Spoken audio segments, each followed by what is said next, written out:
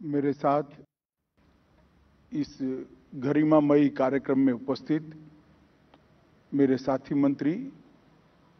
श्रीमान अजय मिश्रा जी, भारत सरकार के गृह सचिव श्रीमान भल्ला जी, आज सूचना ब्यूरो के निर्देशक श्रीमान तपन डेका जी, उपस्थित सभी वरिष्ठ अधिकारीगण और प्यारे जवानों, सबसे पहले मैं आज इस अवसर पर जिन देश भर के कोने कोने में और हमारी इतनी लंबी सीमा पर आजादी से अब तक जिन 36,250 पुलिस कर्मियों ने अपना सर्वोच्च बलिदान दिया है, कृतज्ञ राष्ट्र की ओर से उन सभी जवानों को मैं मनपूर्वक श्रद्धांजलि देता हूं, उनके आदर में अपना शीश झुकाता हूं। उनको परिजनों को भी मैं बताना चाहता हूं कि आपके परिवारजनों ने जो सर्वोच्च बलिदान दिया है, देश आज दुनिया में अग्रसर हो रहा है, इसकी नींव में आपके परिवारजनों का ये सर्वोच्च बलिदान है। ये राष्ट्र कभी इसको भुला नहीं सकता। मित्रों, हम सभी जानते हैं, किसी भी देश की सीमा की सुरक्षा हो या आंतरिक सुरक्षा का मामला हो, सजग पुलिस तंत्र के बगैर ये संभव हो ही नहीं सकता। और मैं जब से सार्वजनिक जीवन में आया हूं, तब से इस बात का अनुभव भी करता हूं और बार बार दोहराता हूं कि सभी सरकार के लिए, देश के लिए काम करने वाले सभी कर्मियों में सबसे कठिन अगर किसी की ड्यूटी है तो पुलिस के जवानों की होती है। दिन हो या रात, ठंड हो या गर्मी, त्योहार हो या आम दिन, कभी पुलिस का जवान अपने परिवार के साथ ना दीपावली मना सकता है, ना ईद, ना होली। वो हमेशा रक्षाबंधन जैसे मौके पर भी सुचारू रूप से देश चले, इसके लिए ड्यूटी पर तैनात होता है। इतनी लंबी भू सीमा पर अपने जीवन के स्वर्णिम वर्ष परिवार से दूर रहकर, बच्चों से दूर रहकर, बूढ़े मां बाप से दूर रहकर देश की सीमाओं की सुरक्षा में निकालना और वीरता, शौर्य और बलिदान के साथ देश को सुरक्षित करना, चाहे आतंकवादियों से टक्कर लेनी हो, चाहे अपराध की रोकथाम करनी हो, चाहे विशाल भीड़ के सामने कानून और व्यवस्था की परिस्थिति को बनाए रखना हो, आपदाओं और दुर्घटनाओं में ढाल बनकर आम जीवन को सुरक्षित करना हो, आम नागरिक को सुरक्षित करना हो, या कोरोना जैसे कठिन काल के अंदर भी सबसे पहले पंक्ति में रहकर नागरिकों की सुरक्षा से लेकर अंतिम संस्कार तक की सारी जिम्मेदारियां चुपचाप निभानी हो। हमारे देश के पुलिस के जवानों ने हर मौके पर अपने आप को साबित किया है। पिछले एक साल में 188 पुलिस कर्मियों ने ड्यूटी के दौरान अपनी जान गंवाई है। 1 सितंबर 2022 से 31 अगस्त 2023 तक 188 जवानों ने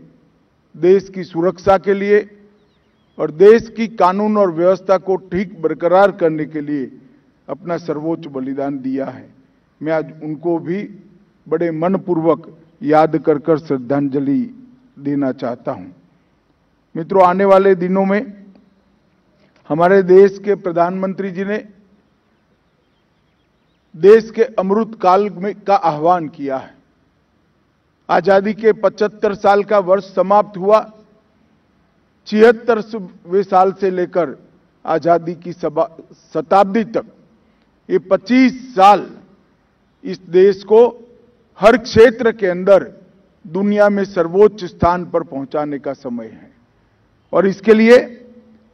130 करोड़ लोगों ने सामूहिक रूप से संकल्प भी लिया है,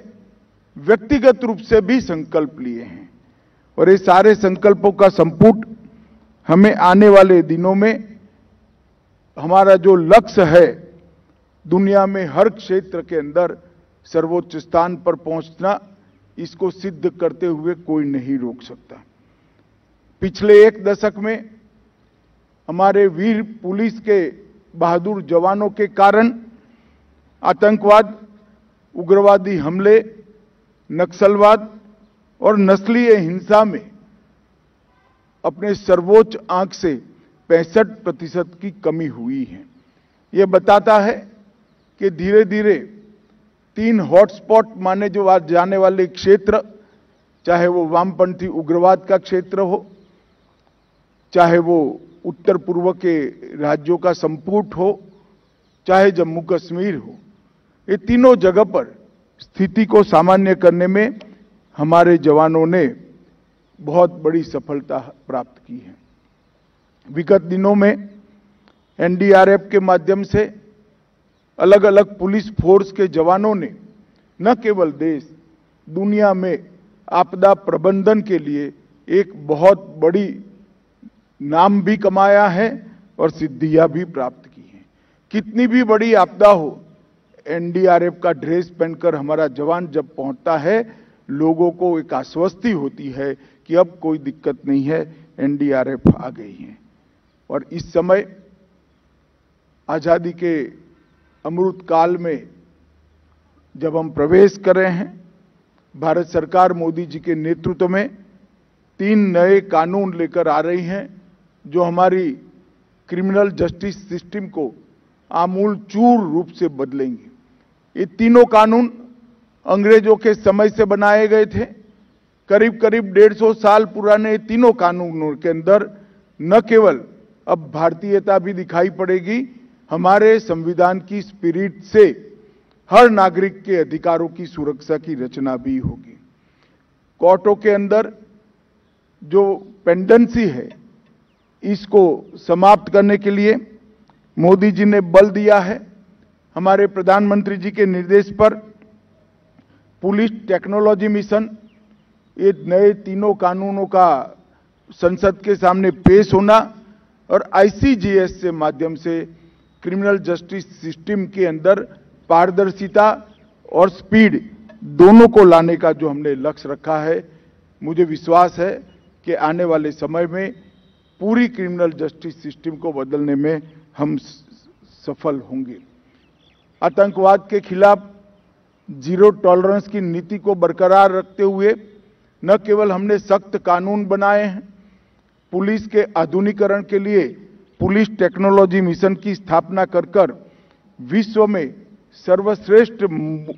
आतंकवाद का मुकाबला करने वाला एक बल हमारा बल बने, इस प्रकार के हमारे प्रयास हैं। पुलिस कर्मियों के वेलफेयर के लिए आयुष्मान सीएपीएफ आवास योजना, सीएपीएफ ई आवास वेब पोर्टल, प्रधानमंत्री छात्रवृत्ति योजना, केंद्रीय अनुग्रह राशि, विकलांगता अनुग्रह राशि, हवाई कुरियर सेवाएं और पुलिस केंद्रीय कल्याण भंडार, इस सब में भी समयोचित परिवर्तन करने का हमने समय समय पर प्रयास किया है और उसको ज्यादा सटीक और वेलफेयर की दृष्टि से संपूर्ण बनाने की दिशा में हम आगे बढ़े हैं। मैं आज देश की जनता को और देश भर के पुलिस फोर्स को एक ही बात कहना चाहता हूं, ये पुलिस स्मारक जो है एकमात्र प्रतीक नहीं है, ये पहचान है हमारे पुलिस कर्मियों के बलिदान, त्याग और राष्ट्र निर्माण के प्रति उनके समर्पण की। हम सब आज के दिन में सभी 36,250 शहीद पुलिस कर्मियों को भावपूर्वक श्रद्धांजलि देते हैं और एक कमिटमेंट के साथ कि आने वाले दिनों में सभी जवानों की वेलफेयर की चिंता और सभी जवानों की सुरक्षा की चिंता के लिए सरकार सजग भी रहेगी और समर्पित भी रहेगी। ये शब्द कहकर मैं मेरी बात को समाप्त करता हूं। वंदे मातरम। धन्यवाद महोदय। और अब माननीय मुख्य अतिथि महोदय लद्दाख के हॉट स्प्रिंग में शहीद हुए वीर बलिदानियों को पुष्प चक्र अर्पण करेंगे। आप सभी से निवेदन है